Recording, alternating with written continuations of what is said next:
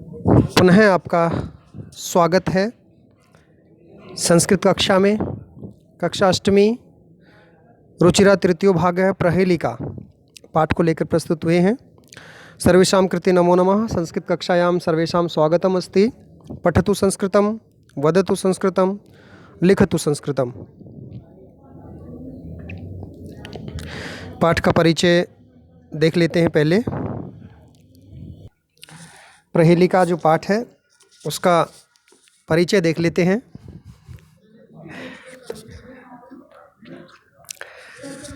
पंचदशः पाठ है प्रहेलिका। पहेलियाँ मनोरंजन की प्राचीन विधा है। विधा का मतलब होता है कला, जो है ये कला कहलाती है। ये प्रायः विश्व की सारी भाषाओं में उपलब्ध हैं। संस्कृत के कवियों ने इस परंपरा को अत्यंत समृद्ध बनाया है। पहेलियाँ जहाँ हमें आनंद देती हैं, खुशी देती हैं, वहीं समझ बूझ की हमारी मानसिक और बौद्धिक प्रक्रिया को तीव्रतर बनाती हैं, बहुत तेज़ बना देती हैं। जैसे हम कोई अखबार में जो पहेलियाँ भरते हैं, मैथमेटिक्स की पहेलियाँ भरते हैं, संख्यात्मक जो आती हैं, उनसे भी हमारी जो है बुद्धि तेज होती है। इस पाठ में संस्कृत प्रहेलिका बूझने की जो परंपरा है उसके कुछ रोचक उदाहरण यहाँ प्रस्तुत किए गए हैं, जो हमारे लिए बड़ी रुचि भी उत्पादित करेंगे और संस्कृत विषय के में भी हम जान पाएंगे। चलिए प्रारंभ करते हैं। पहला, कस्तूरी जायते कस्मात् को हन्ति कर्णाम कुलम किम कुर्यात कातरो युद्धे मृगात सिंह पलायते। पहली लाइन है कस्तूरी, जो है एक सुगंधित पत्थर मानते हैं, ऐसा एक पदार्थ है, वस्तु है जो बड़ी सुगंधित होती है, जिसकी सुगंध बहुत दूर दूर तक जाती है। वह कस्मात यानी किससे, जायते यानी पैदा होती, कस्तूरी किससे पैदा होती है। दूसरा है को हंती, कौन मारता है, करिणाम कुलम, हाथियों के कुल को, हाथियों के वंश समूह को कौन नष्ट करता है, कौन मार देता है। तीसरी लाइन है किम कुर्यात कातरो युद्धे, कातर यानी डरपोक व्यक्ति को, कायर व्यक्ति को युद्ध में क्या करना चाहिए। चौथी लाइन है मृगात, हिरण से, सिंह माने शेर, पलायत यानी भाग जाना चाहिए। तो ये जो पहली लाइन है इसका उत्तर है पहला शब्द चौथी लाइन का, कि कस्तूरी किससे पैदा होती है। कस्मात का उत्तर यहाँ होगा मृगात यानी कि हिरण से। दूसरी लाइन है कि हाथियों के कुल को कौन मार देता है, इसका उत्तर है चौथी लाइन का दूसरा शब्द सिंह यानी शेर। शेर जो है वो हाथियों के समूह को या वंश को मार देता है। तीसरी लाइन का उत्तर है चौथी लाइन का अंतिम शब्द, कायर व्यक्ति को युद्ध के मैदान में क्या करना चाहिए, पलायत यानी भाग जाना चाहिए। ये पहला आपकी पहली है। दूसरी पे आते हैं, सीमंतिनी शुका शांता राजा को भूत गुणोत्तम विद्वभी का सदा वंद्या अत्रैवोक्तम न बुध्यते। सीमंतिनीषु अर्थात महिलाओं में, नारियों में, का शांता कौन शांत स्वभाव वाली है, शीतल स्वभाव वाली है। अगला है राजा को अभूत गुणोत्तम, श्रेष्ठ गुणों वाला राजा, उत्तम गुणों वाला राजा कौन हुआ है। विद्वभी का सदा वंद्या, तीसरी लाइन है विद्वानों में कौन सदैव वंदनीय है, पूजनीय है, सम्माननीय है। अत्रैव उक्तम न बुध्यते, यहीं पर इसका उत्तर दीजिए वरना आप विद्वान नहीं है, ज्ञानी नहीं है। तो इसमें जो पहली है इसका उत्तर जो है हम तलाश करेंगे, तो इसी पंक्तियों में इनके उत्तर हैं। पहली पंक्ति का पहला जो शब्द है वह और अंतिम शब्द को मिला देंगे तो पहली लाइन का उत्तर बन जाएगा, यानी कि इसका उत्तर होगा सीता। महिलाओं में शांत स्वभाव वाली जो है वो नारी कौन है, सीता जी हैं।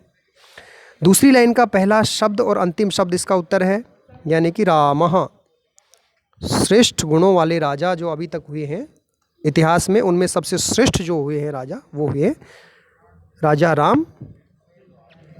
विद्वभी का सदा विद्या, वही पहला शब्द वी और अंतिम शब्द द्या से बनेगा विद्या। विद्या जो है वो विद्वानों में सदैव पूजनीय सम्माननीय होती है।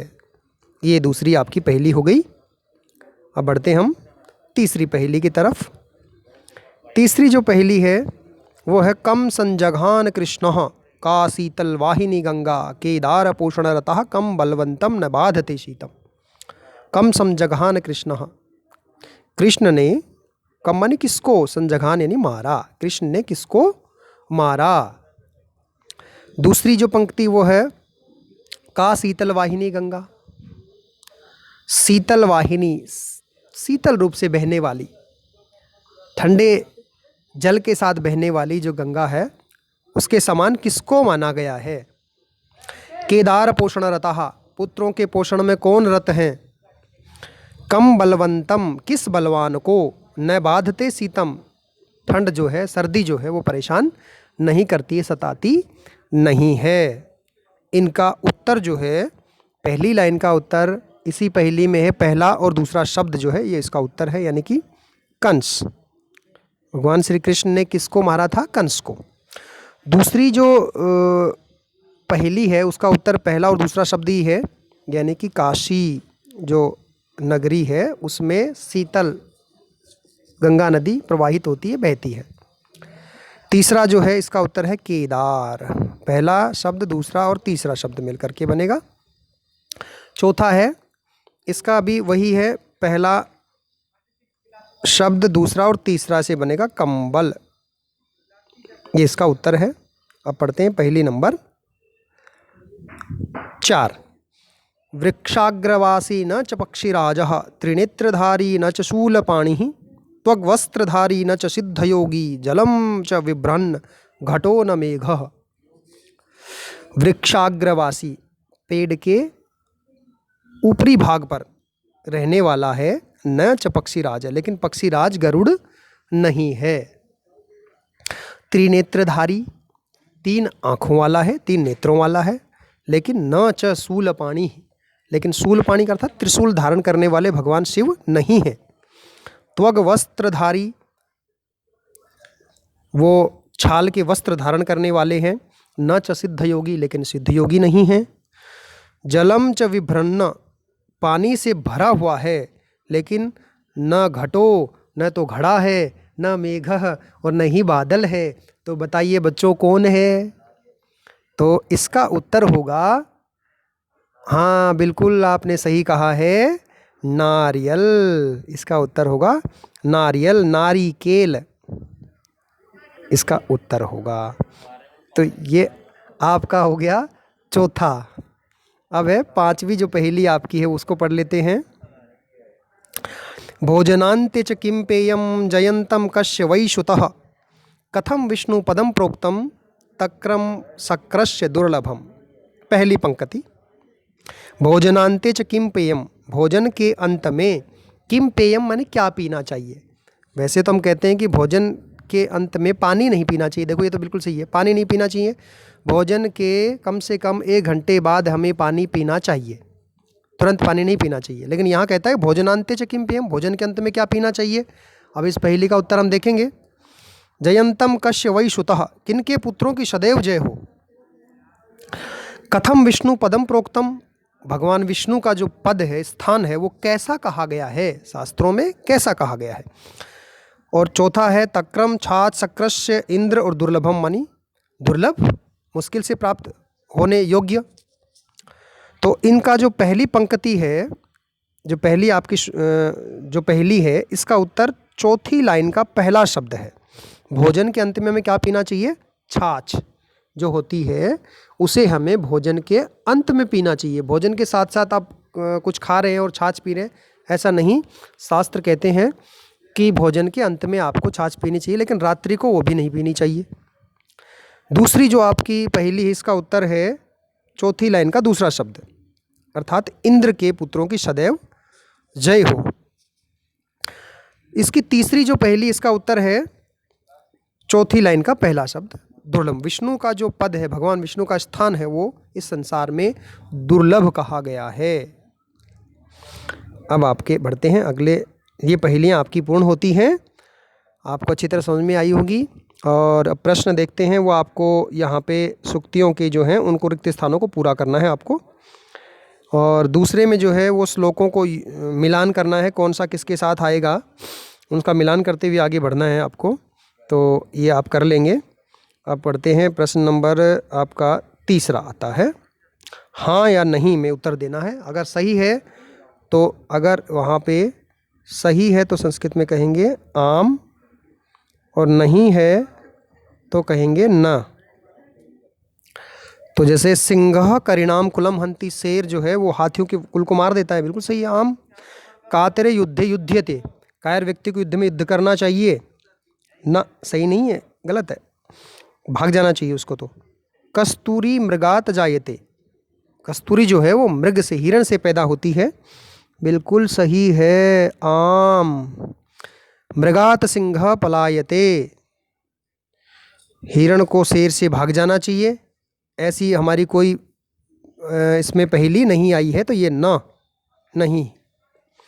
घ कंसः जघान कृष्णम, कंस ने कृष्ण को मारा, ऐसा कहीं नहीं आया भगवान श्री कृष्ण ने कंस को मारा था, ऐसा आया था, तो ये गलत है न। तक्रम शक्रस्य दुर्लभम, छाछ इंद्र के लिए दुर्लभ है, ऐसा कोई आया ही नहीं इसमें पहेली में, तो ये भी क्या होगा न। जयंता कृष्णस्य पुत्रम, कृष्ण के पुत्रों की जय हो भाई, ऐसा भी नहीं आया न। तो अब बढ़ते हैं प्रश्न नंबर 4 की ओर। इसमें जो दे रखा है उनको हम देखते हैं। प्रश्न नंबर 4 का क, 4 के क में जो प्रश्न है इसका पहला होगा करिणाम कुलम, तो ये होगा, इसको करिणाम कुलम जो है इसको हम बना देंगे, ये तो यही रह जाएगा सेम जैसा लिखा है। ख ये हो जाएगा कह धन अभूत, ये हो जाएगा अत्र धन एवोक्तम, ये हो जाएगा वृक्ष धन अग्रवासी, और ये हो जाएगा त्वक धन वस्त्रधारी, और ये हो जाएगा विभ्रन्न धन न। ये आपका हो गया इसमें संधि विच्छेद। और 5वें में बताना है आपको पदानाम लिंग विभक्ति वचन लिखत, जैसे करिणाम में पुल्लिंग शब्द है, षष्ठी विभक्ति है, बहुवचन है। अब हम आगे देखते हैं इसका 5वें का। कस्तूरी शब्द जो है, कस्तूरी शब्द स्त्रीलिंग शब्द है, प्रथमा विभक्ति और एक वचन है। युद्धे शब्द जो है, युद्ध पुल्लिंग हो गया यहाँ पे, और सप्तमी विभक्ति का एक वचन हो गया। सीमंतिनीषु स्त्रीलिंग शब्द है, सप्तमी विभक्ति और बहुवचन हो गया। और बलवंतम ये पुल्लिंग शब्द है और द्वितीय विभक्ति,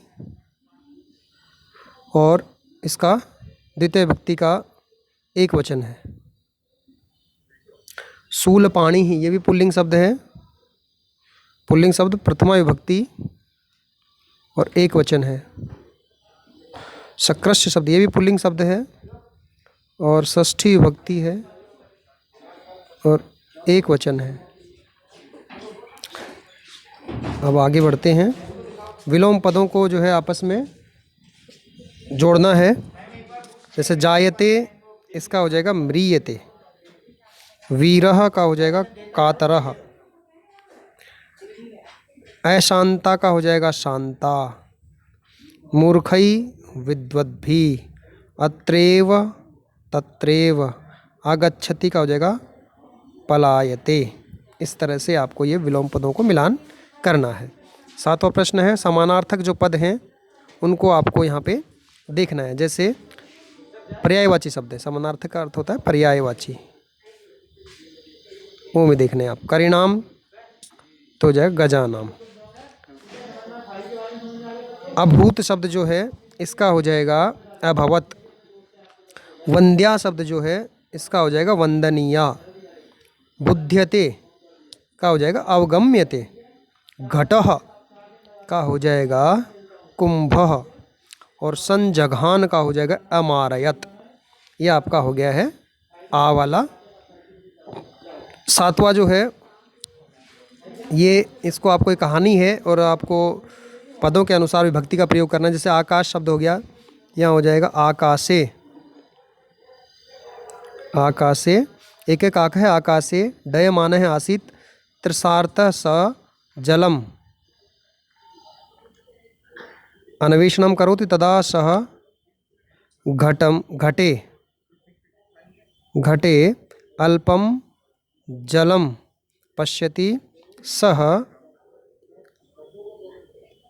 उपलानि, उपलानि आनीय घटे पातयति जलम घटात उपरि आगच्छति, काकः सानंदम जलम पीत्वा तृप्यति। ये इसका हो गया है 7वां प्रश्न। ये आपके सारे प्रश्न पूरे होते हैं। सर्वेषां संस्कृत सेवकानां कृते धन्यवादः। पुनः मिलामः। जयतु संस्कृतं, जयतु भारतम्।